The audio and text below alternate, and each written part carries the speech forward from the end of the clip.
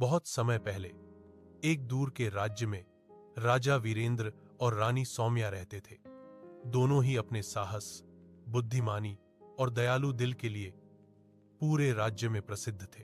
राजा वीरेंद्र युद्ध कौशल में निपुण थे, लेकिन उनके हृदय में हिंसा नहीं, बल्कि अपने लोगों के लिए गहरी जिम्मेदारी थी।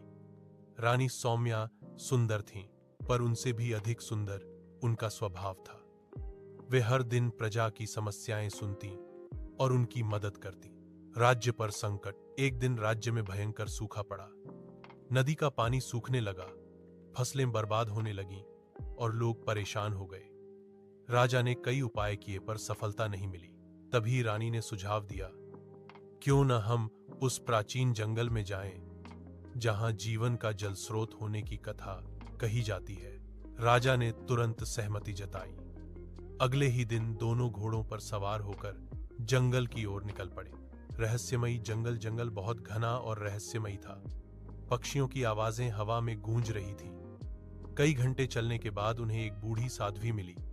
साध्वी ने कहा, जीवन का जल स्रोत पाने के लिए तुम्हें एक परीक्षा देनी होगी। यह जल उन्हें मिलता है जिनके मन में स्वार्थ नहीं, बल्कि दूसरों के लिए प्रेम होता है।